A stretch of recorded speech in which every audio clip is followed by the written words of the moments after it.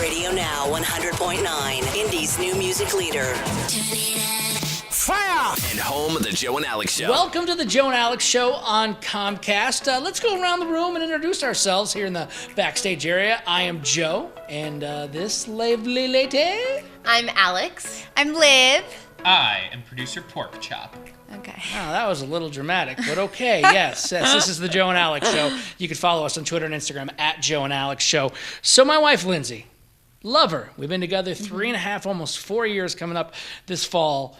But she didn't tell me this, and she made plans to go out to lunch with another man. Who is it? I don't know.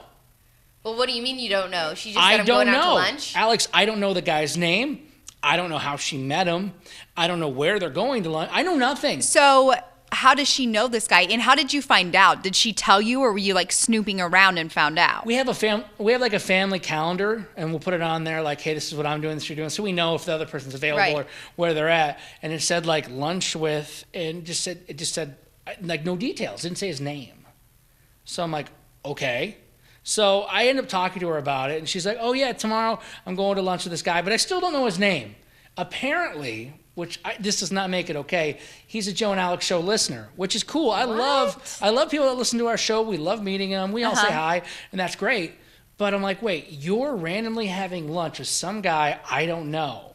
And then she's like, oh, you met him before, like a Kelly Clarkson concert when you were drunk. So she's met him. We both apparently have met him before once. And I guess they follow each other on Twitter, and they always tweet back and forth. But I don't know this guy. So is she just like wanting to make friends? That's what she claims, and I believe her. I mean, I hope she's not cheating on me. And do you have an issue with it? Well, yeah, it's like, listen, I am not controlling. I'm sure you're going to say I'm a controlling husband as you roll your eyes at me. Okay. No.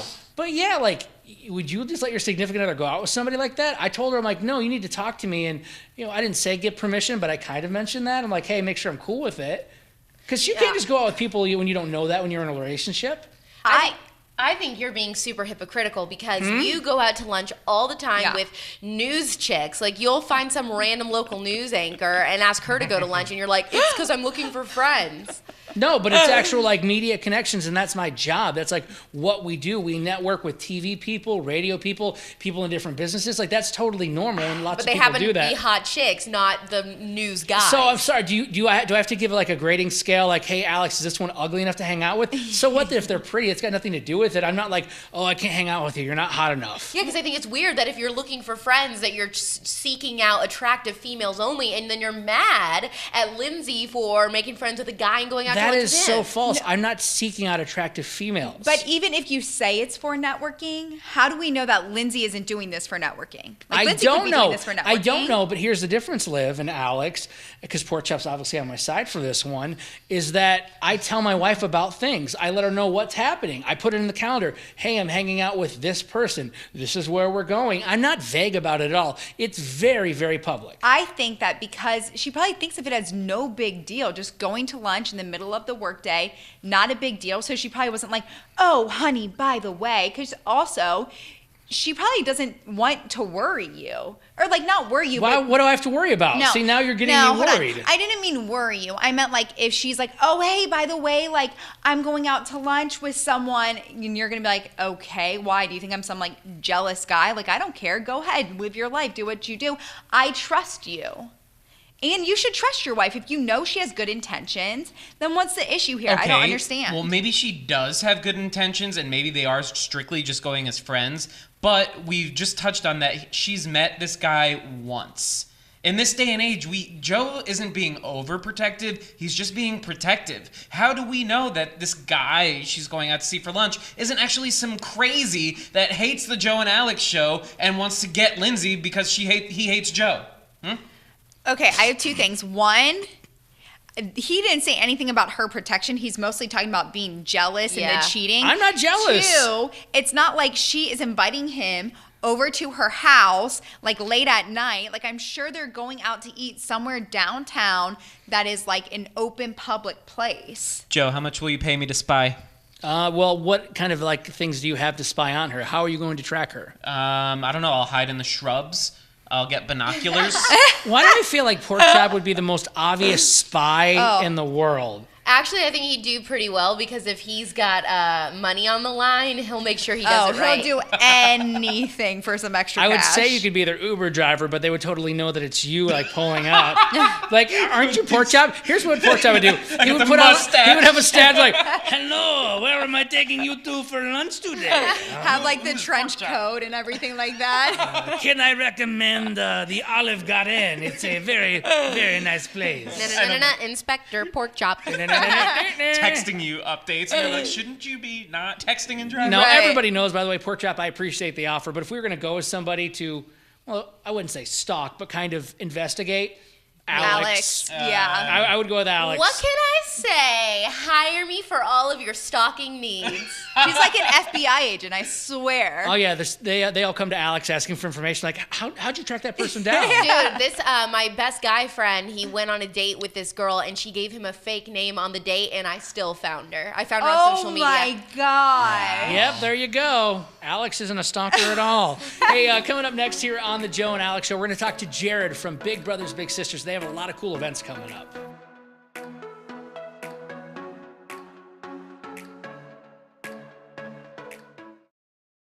Sometimes the things we do or say can make others feel hurt, excluded, or isolated.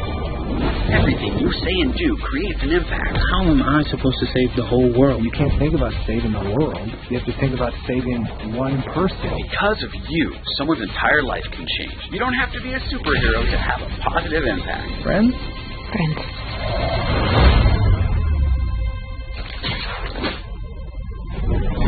Welcome back to the Joe and Alex Show. We had a really cool opportunity to talk to Jared, who was involved with Big Brothers Big Sisters. Now, he wasn't a big brother like I am. He was actually a little for 7 years, and that partnership actually lasted a lot longer. Let's check out our interview here in the Radio Now backstage. Dan, I met at 11, and he was my second big. Okay. And so we've known each other 30 and a half years now. Oh my gosh, so that's amazing. Yeah. So you've continued since, because at 18 you kind of move out of the program. Yeah. You've continued that connection. Still friends, yep. Still friends, still hang out. So what was that like when you were 11 and getting matched with your big? Like, do you remember how you felt meeting him for the first time? Yeah, I was a little anxious, a little nervous. It didn't work out with my first big. It didn't last. It went about a year and a half. So there were some reservations about if I wanted to do it again. But yeah. Clay, one of the board of directors at the time, back in the 80s, talked me into giving it one more shot. And Dan said he wanted a friend for life, and we've been friends, and we will continue to be friends. Dan! That is so cool. No, I know from my perspective, being a big, like, how amazing. I don't think I do a good enough job, but I hear so much from Michael, my little, and his mom, Keela, that they just love it. But if people are, like, checking out this actual interview and trying to figure out, do I need to be a big? Like, would I be a good big brother, big sister? What did you get out of the program? Like, why should people consider being a big? It's a great way to mentor. I came from single parent home, just me and mom, so didn't really have a father figure in the house. Dan's been great, sounding board all my life. Been there for advice. We've done a lot of fun things together. What's one of the favorite things you remember doing with Dan? So we went to Disney World. We won. Whoa! Dang! Now I got some big goals here. So we won Bowl for Kids' Sake. We brought in the most money one year, and the prize was a trip for two to Disney World. So cool. We went down to Disney World, and in the Epcot Center they do the reenactment of the Indiana Jones thing. They asked for volunteers. Dan actually got pulled up and put on stage. No way. So that was pretty cool. Wow, that's such a cool memory. Sounds like such a fun guy. And you brought up, I didn't realize that was a pretty cool prize right there for raising funds. But Bowling for Kids' Sake is actually coming up. It'll be April 24th, so not that far from now. And it's going to be going on at Woodland Bowling. That's a Wednesday. And what did you do back then, like, to raise funds? Because people can raise money now. I've got a team. It was a lot different back then. Back then it was all pen and paper. And you went door to door, and you would get people to set an amount per pen.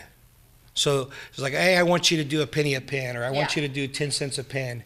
And they, well, what's your average bowling score? You're going to go out there and bowl 300, or So it's a little different now. Everything is all online. Yeah, I'm so glad it is, because if people were doing it for pins, now. I'd only raise like $6. Yeah, if I bowled all day. Yeah.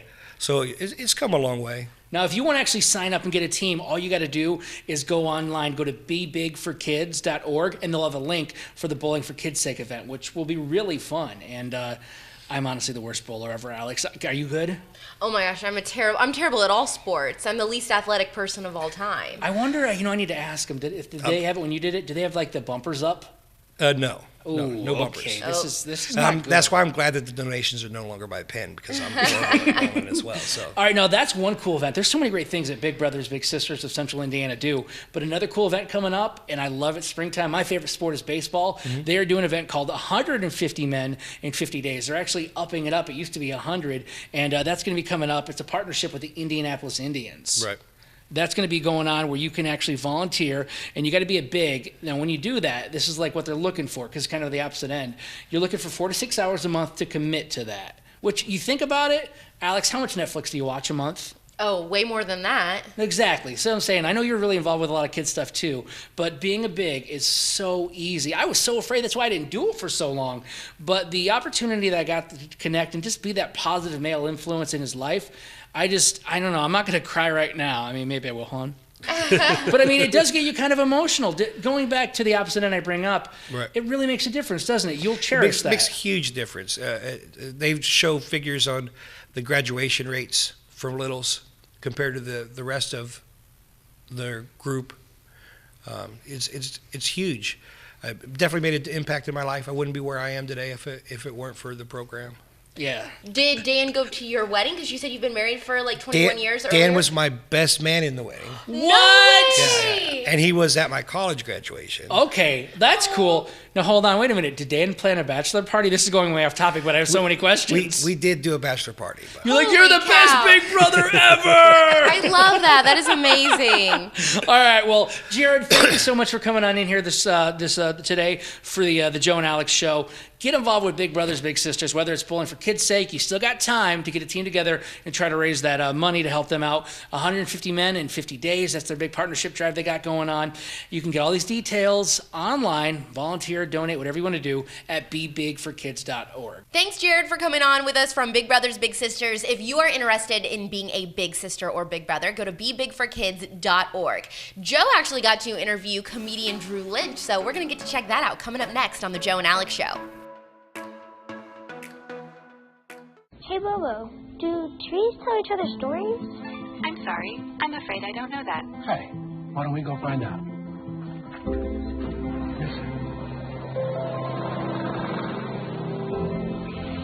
Can birds draw pictures? I don't have an answer for that. Dad, do stars visit their friends? Look.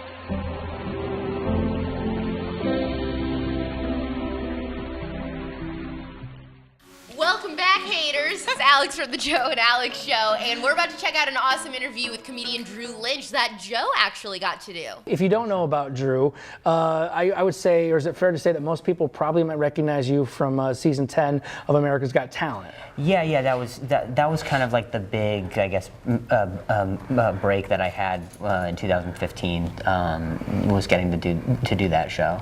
Now, I got to be honest, I know I'm a big guy, but I'm an emotional guy, and damn you made me cry. Like, I was watching everything again last night, like on YouTube, just wondered before we talked. And what was that experience like going up there?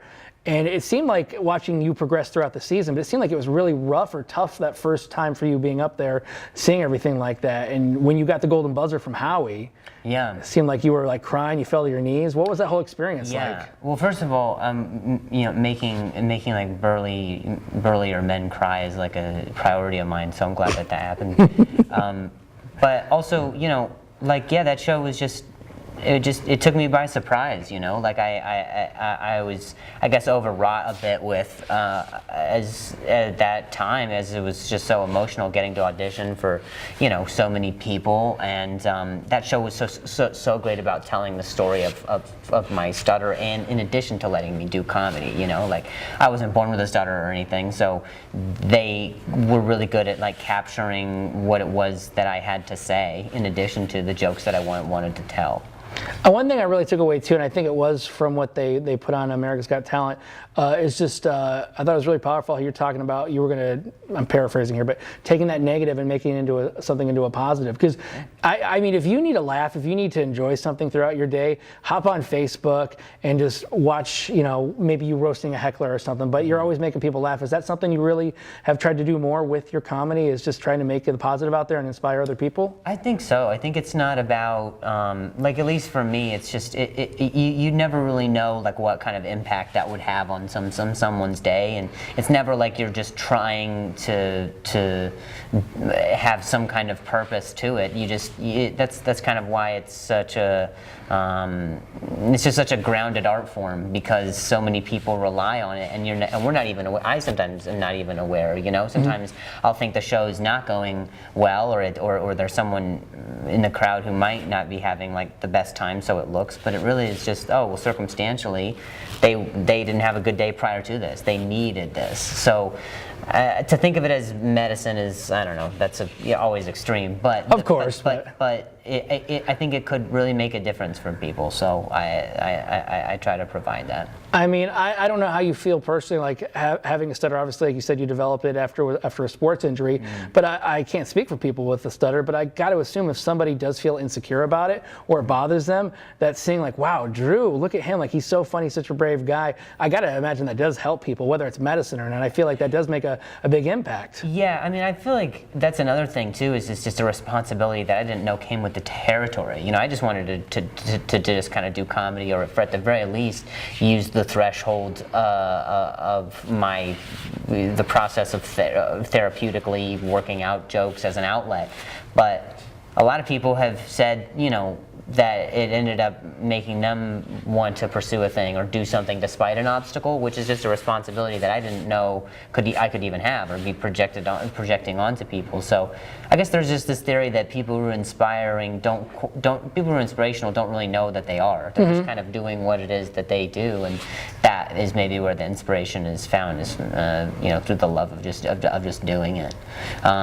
So yeah, I mean that's kind of a cool. I guess that's kind of a cool thing. That's a cool perk to what you were able to do for a career. Now, talking about negative things, when you go to shows, I see a lot of things once again on your Facebook page. I just, like I said, it gives me a laugh whenever I see a video pop up on there. You have some people that are just a-holes, hecklers, people that are just annoying.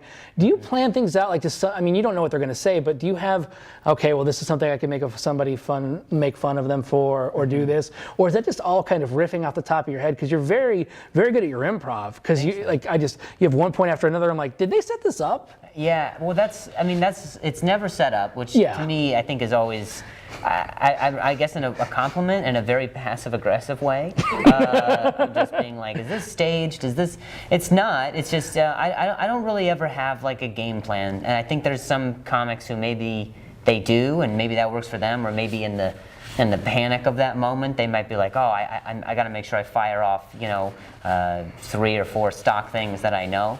I don't really do it that way. I don't always necessarily anticipate a heckler. I would love to anticipate just a quiet audience member who's there to enjoy the show they paid for. But the alternative is also welcomed. So it's any given time that something happens. It's just, I guess, just taking it and running with it. And I never make it a point to like make fun of someone deliberately. It's never to put anyone down or anything. But sometimes people make their intentions known, or their level of intellect known, and I think that is I don't know, that sometimes just those are prime candidates for some videos that end up going out. Thanks again to Drew Lynch. What an awesome interview that was. You can check out the full thing at radionowindy.com.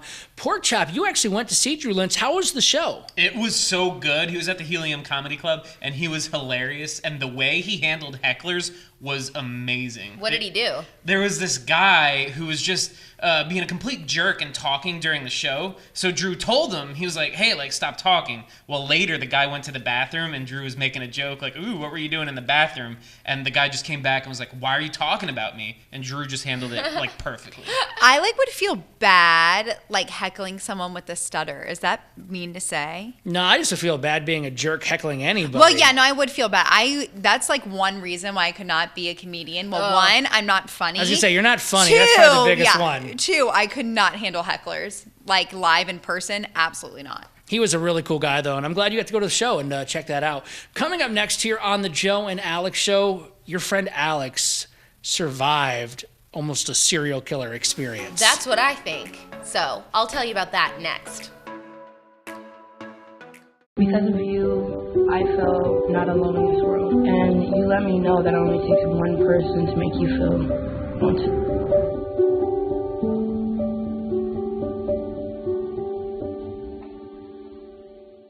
Welcome back to the Joe and Alex Show, and we have a story which sounds like it's straight out of a movie. It involves your friend Alex, surviving a possible serial killer? Yeah, that's what I think happened. So my friend told me how she got an Uber. She was in Salt Lake City, Utah, and she called this guy. As soon as he picks her up, she hears this opera music in the background of the Uber, and it's real creepy. And the first thing he says to her is like, don't you love opera music on a Sunday afternoon? He was like, it reminds me of sex and wine and hotels in Italy. First off, just starting that with Yeah, exactly. He's an absolute psychopath. So he starts talking to her about how he hooks up with his writers in the backseat of his car. And as he's doing that, he takes his phone out and starts showing my friend naked photographs of women and girls that he has taken, and starts saying how he wants her to model for him, and how he wants her to take these pictures with him, like at his house or whatever. And like he's showing her nude photos. Like it's super, super gross. Is this what you do, Porkchop? Because you drive for Uber and Lyft. Is this your gonna go to too? Are you kidding me? I have a 4.95 rating. I'm one of the best in the country, man. That's insane. Yeah, so I don't know what this guy's rating is, but my friend actually got so scared while she was in this Uber with him that she started taking video. Oh, good. So I have the audio from this video for you guys. All right, then why don't we give it a little listen and see how creepy this was? If you listen closely, you can hear the opera music. I gave a ride to a girl going home after work. Yeah. And she was like, I haven't been late in such a long time. No. And I was like, okay, sorry to hear that. Let me, like, you're a good looking girl. Like, what's the problem? And she's like, oh, I just don't have time. And I like dealing with guys, and guys are just jerks. And it's just difficult, and it just ends up never happening. Do you hear the opera music? I do. Yes! La, da, da, da, da. You know what he reminds me of? Pepe Le Pew. Like, I have these girls in the car, and yeah, he was foreign. I don't know where he was from. I have sexy time with them in the back seat. So gross. I never want to hear about anyone's like sexual activity unless like I ask them. Like, don't just come out and tell me unless you're like my very best friend. So he ends up saying like, yeah, actually, so I ended up screwing her in the seat that you're sitting in right now. Like, that's what he ends up saying. And the entire ride is just so unbelievably weird. Now, I have a question. If she actually, this audio that she has, if she was to like, I don't know, press charges or try to go against him, like, I feel like she would need more. Is there any more? Like, yeah, so check this out. I don't see what the struggle is. I mean, like, I don't you any day. She was like, well, I have roommates, but if you want to me in your car. She was like, there's a park here, I'll show you. And we drove to that park, and I her in my back seat. No. This seat. No. Sorry. Why did you have to tell me that? See? All right, hang on a second. I just want to check. I am horrified. I told her, I was like, I would have been getting ready to kick that door open. I would have rolled out onto the highway. I would have been so I have scared. a question, though. It seemed, I hate to say this, but it almost seemed like your friend was interested. Like, why was she playing, like... Oh, God, careful. Clap off. No, I mean, was there, I don't know, like, if he's a serial killer, why was she like, yeah? Because if it's a serial killer, they're going to get mad and freaking kill you. So you play along. You try to, like... not make him mad, and like you're walking on eggshells because you don't know what he's gonna do next. Yo, I would have opened the door, tuck and roll. That's what I'm saying. If she was on the highway, she would have killed herself. No, she was acting like that, like laughing along with what he was saying because she was so scared. Right. She thought that she needed to play along and act interested. So that's a tactic. And when I have done Murder Monday on the show, which we do, and I tell true crime stories, we've talked about that before. How victims say like the way that they survived was actually playing along and acting like, oh, this killer or my rapist is my boyfriend or whatever. Like acting like they're in love because it's a way to get them not to hurt you. Well, here's the thing too. It's like almost kind of like the same thing with the whole Me Too movement. Mm-hmm. Like other people and guys are like, why are girls letting these guys touch them in inappropriate places in the workplace? It's because when people are uncomfortable, they don't want to fight it. They don't want to they just conform to it and let it happen because they're so scared of what's going to happen if they do try to fight or do try to say Now, I'm something. wondering on a serious note here, like I just was scrolling through my phone and I have Uber and Lyft. Where on the app do you have the like hit on me part? Because like if some girl, like my wife's cool with that, I'm like, yes, we should make out in the back of your Uber or Lyft. Porkchop, I'm kind of wondering because we bring it up all the time about your amazing star rating. Has a passenger, man or woman, ever hit on you or have you felt like you've been come on to before? Actually, yes. Really? He asked me, he's like, do you like guys? And I was like, I'm taken. Does a bear crap in the woods? Of course I do. I was like, whoa. But hey, I have a 4.95 rating. So if anyone is ever having a creepy Uber experience, just call me. I'll take you. All right, cool, man. I'll Thanks, take your Porkchop, money. for sharing that. My friend was actually sober when all of this happened, but I think afterwards she really wished that she would have had a drink. So let's check out Joe's drink of the week.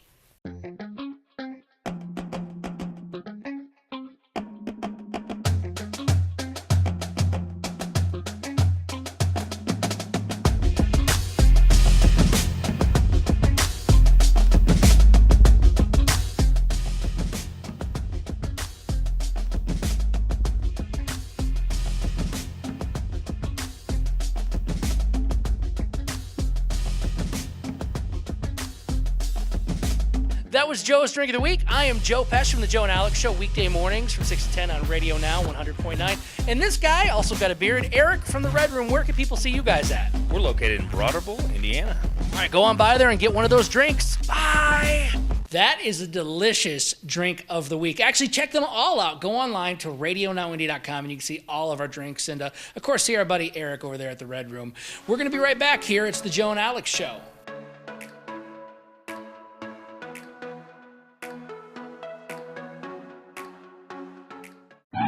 Be on the lookout for the dreaded digital deadwalkers. Dude! They're not looking out for you. Engage! A public service safety message from the American Academy of Orthopedic Surgeons. Well, that will do it for this week's Joe and Alex Show here on Comcast Channel 81. Thank you so much for checking us out. And, of course, you can check us out online, too. The show, it's at Joe and Alex Show. We use that for Twitter and for Instagram. If you want to follow me, you know what you got to do. It's Joe Pesh Radio. It's P-E-S-H, Joe Pesh Radio. What about you, Alex? I'm at Yo Alex Raps with a Z. I'm at Liv Carris. That's C-A-R-R-I-S. Mine's the easiest to spell, at Producer Porkchop. I guess so.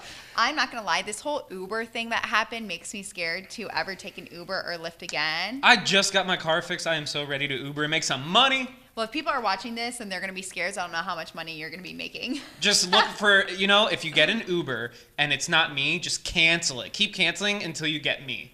Yeah, but that's still That doesn't hurt your rating, though? No, I mean, I don't care about the passengers. Like, it doesn't hurt you. It would hurt me if I canceled. But you keep canceling until you get me. Were you ever going to become a driver or no, Liv? I thought about it for a hot second, but then my boyfriend Joel Daddy said absolutely not. It's too dangerous. And then my dad said absolutely not. It's too dangerous. I wanted your referral code. I know. I'm sorry. But after that whole story, there's too many freaks out there. All right, cool. Well, hey, why don't we get the heck out of here so Porkchop can go do his Uber driving. On behalf of Alex, Liv The Web Girl, producer Porkchop, myself, Joe, let's say goodbye. Bye! WNOW Speedway, Indianapolis. Radio Now 100.9, Indy's new music leader. Fire! And home of the Joe and Alex Show.